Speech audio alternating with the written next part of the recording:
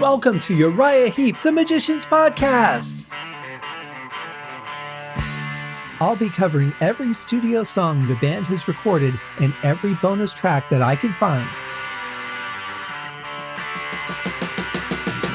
Each week we'll go over a new song from the beginning to where they are currently, and as they keep adding albums, I'll keep adding shows.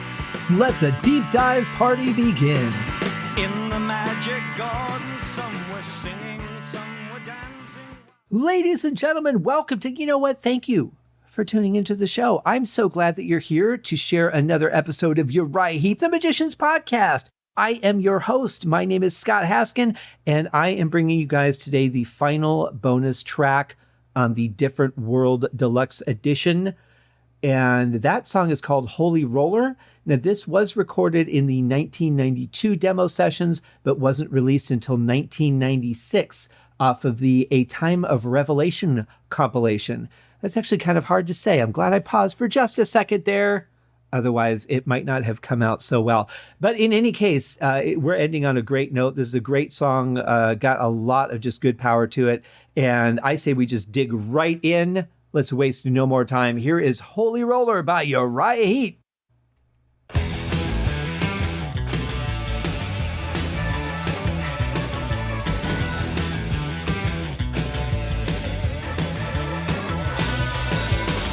Right out of the gate, this song just smacks you in the face and said, hey, you're coming with me. Great, powerful riff, really grooving bass line. Drums are just rock solid. And then we get some really cool keyboard licks in there too. And right off the bat, I'm thinking movie soundtrack. And I know I've said that several times, but the music during this era is just ripe for what was going on in film. And I think there are so many songs that could have been licensed, could still be licensed into film because, you know, music is pretty timeless. Obviously, you have the era has to fit the film. But apart from that, I think the quality, the type of music, the sounds that we're hearing, definitely licensable. I was born an only boy, away upon the water. Never heard of right or wrong. I was given words to use, but I knew that I was different.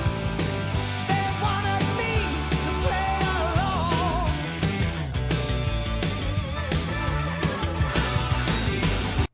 Just in these initial few lines, I kind of feel like our character here has been thrust into a world that he didn't necessarily want to be and maybe didn't feel like he was properly groomed for.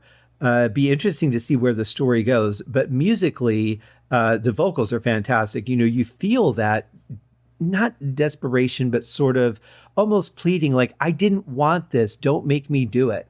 That really fits in with the lines that we've heard, again, not knowing the rest of the story, but just basing on what we've heard so far. Also, love that little bend on the guitar there. It's probably done, I'm going to guess, with the whammy bar because it doesn't sound like a pedal. But yeah, it's really just got a lot of good power. Again, they're kind of spreading out and leaving room for the vocals to come through and then coming in between and afterwards where, you know, the music will fill up the sound a little bit. But it's got a good kick to it, this song. How much fear can I keep locked away inside me? Will all these words disguise my pain? When all your scriptures fail and leave us in the open, I will survive to try again.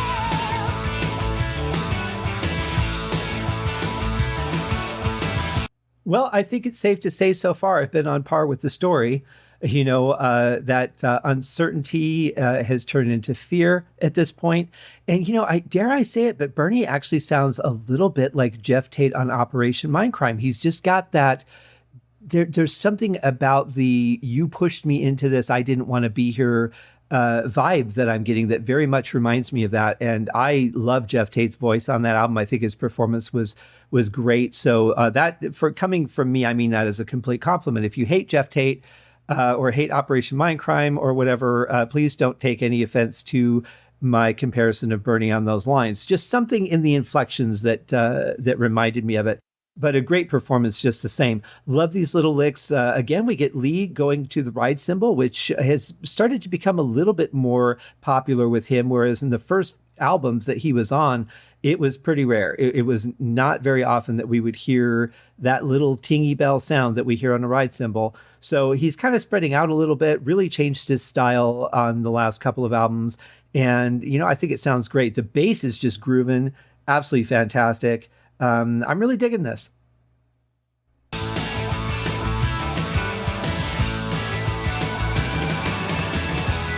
comes the holy roller. Here comes the book of lies. Don't come knocking round here, 'cause you ain't no friend of mine. Here comes the no so holy. Here comes to twist your mind. Don't come knocking round here, 'cause you ain't no friend of mine.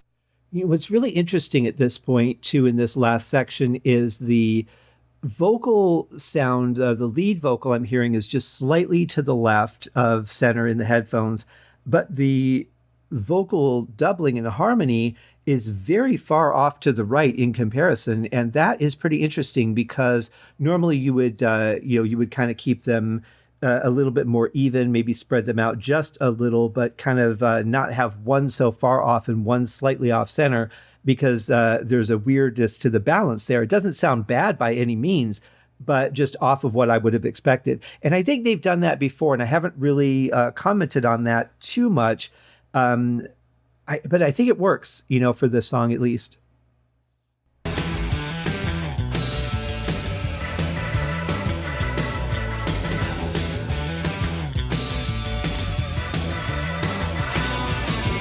What is the price that you put on your own salvation? Count the cost for saving souls. Where is the sense in all this door-to-door damnation when you're just left out in the cold?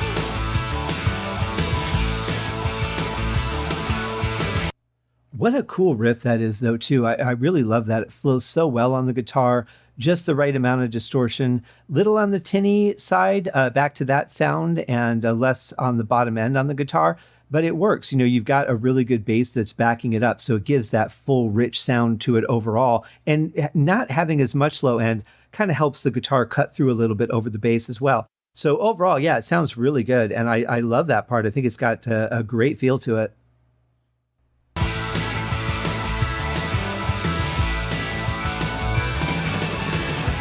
Here comes the holy roller. Here comes the book of lies. Don't come knocking round here, 'cause you ain't no friend of mine. Here comes the ghost so holy. Here comes to twist your mind.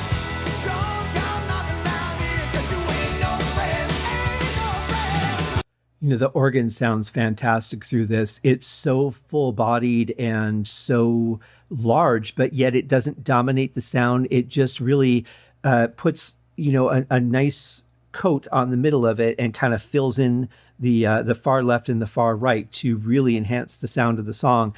It's weird because, it's an organ, it's one instrument, it's one sound, but yet in this case, it really is an important part of the song because it just kind of glues everything together.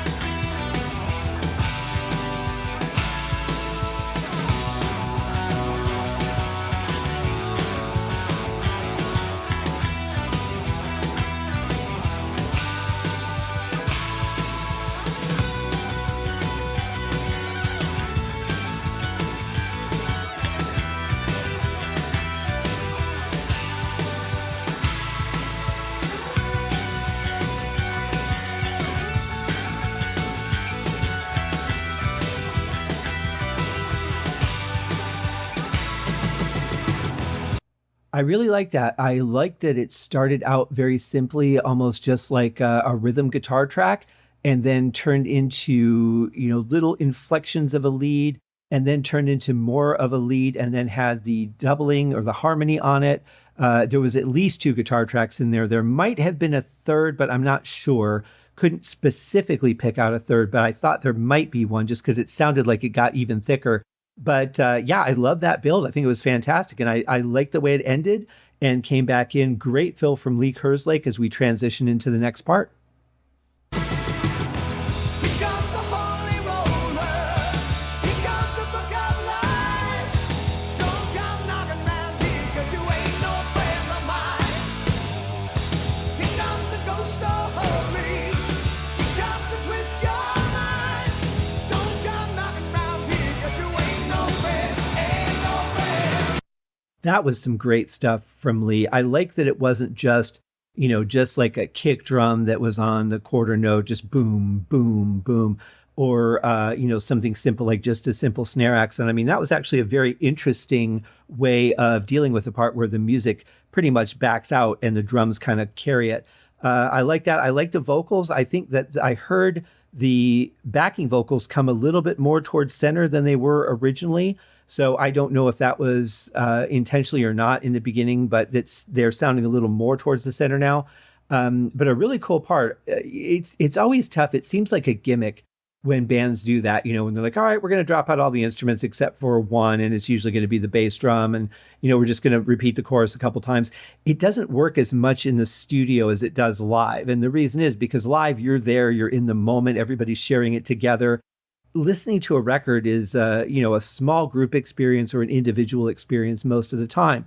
So for me, that's more of a live application thing.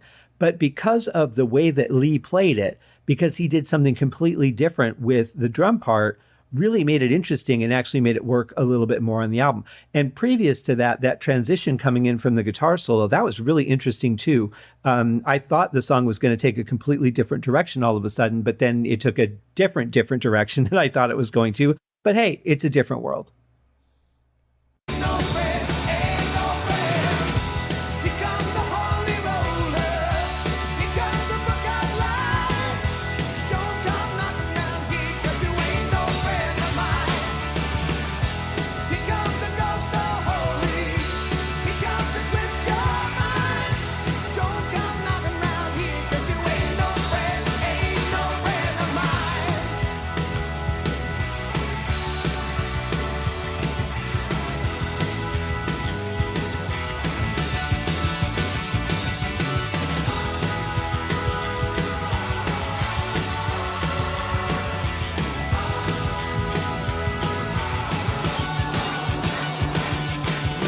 So I can tell right now, this is going to be one of those songs that I would deem like that song where you don't want the party to end.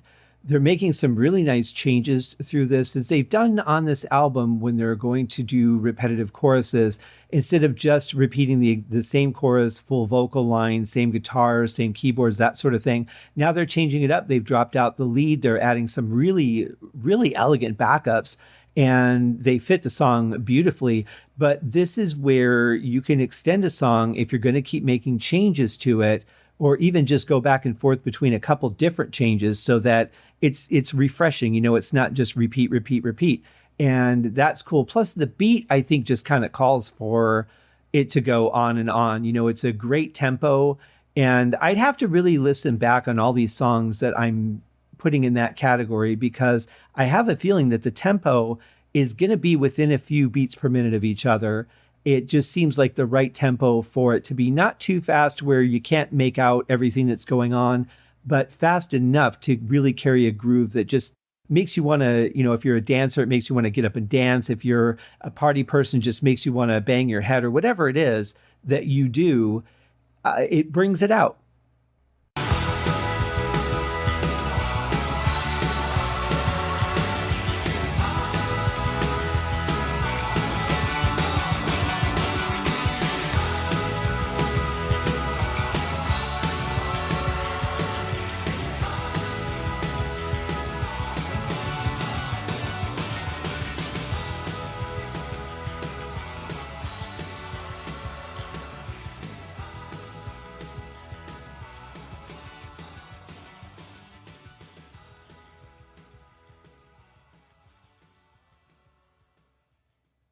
Don't you love how as soon as I say something like, wow, I love how they keep making all these changes, that they stop making changes and just go on repeat? It's not fair. Anyway, an interesting thing about this song, though, is as I was watching the player on my computer play this, I happened to notice that in the credits on the encoded file, Ken Hensley's name is listed, which is really weird because he has not been in the band in a while. And so I went and looked on the official lyrics from the Uriah Heep website, and he is not credited, which makes a lot more sense. I mean, if this had been a demo that they had done 10 years ago and just pulled it out and said, hey, you know what, let's try and see if the new band would be able to do something with this song. But I don't see any indication of that, at least not in the notes that I have. So very interesting that Ken was put into the metadata, which is the stuff that gets embedded into the file and, you know, can be searched in certain ways. But yeah, that's kind of weird because I don't know why his name would have been put into that if he had nothing to do with it and wasn't at all on the album. So the only thing that comes to mind is that it's an older song. So maybe this was one that had been started a long time ago and was just revamped by the current lineup of the band. I'm not sure, but very interesting just the same.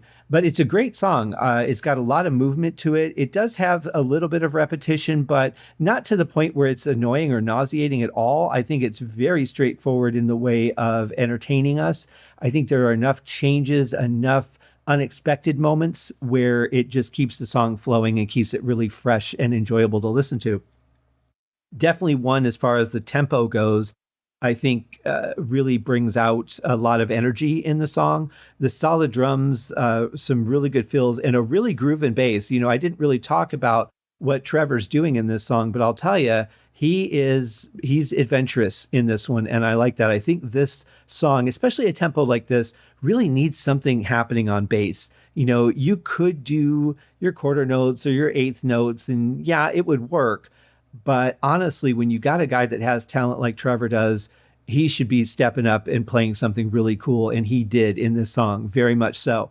And you get to hear him shine a little bit, but a lot of the bass too is just blended in with the rest of the instruments. So it doesn't stand out so much. He's not doing any like extreme popping of the strings or anything like that that's going to draw attention. He's just kind of like there playing his thing.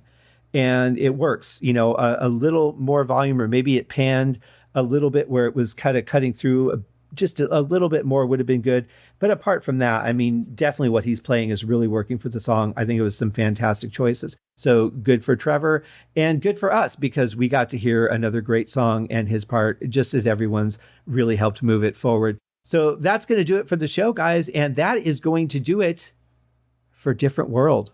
Wow, we made it through another season. Thanks so much for hanging out, for listening to the show. I hope that you guys are enjoying these reviews. And if you have a moment, speaking of reviews, please go on your iTunes or your Apple Podcasts and go ahead and leave a review or leave at least a rating or something if you find that you're getting some value out of the show. If you've made it this far, you must be. And if you're continuing to listen to me babble, then I'm going to say you must feel that you're getting some value out of it. So please take a moment and do that. If you're driving, do not do it right now. Make a note, put yourself a voice memo or something in your phone to remember to do that later. I would very much appreciate it. But until tomorrow, guys, have a great day. We're almost to the end of the week and we'll be starting a new season tomorrow. How exciting. Cheers. Thank you for joining me on this episode of Uriah Heep, the Magician's Podcast. If you have enjoyed this show, please consider going over to Apple Podcasts or your favorite podcast outlet, leaving a rating or a review. Be sure to subscribe to make sure that you are notified when new episodes are available. Please be sure to share this podcast with your fellow Uriah Heep enthusiasts and anyone who you think would like Uriah Heep, which should be everyone. And if you are so inclined, please feel free to contribute to the Patreon account. And if you are not a Patreon subscriber, you can also pay through the PayPal link on the website listed in the show links below. I would also like to thank Uriah Heep for their very generous support of the show, and thank you guys for listening. We'll see you in the next episode. Happy days!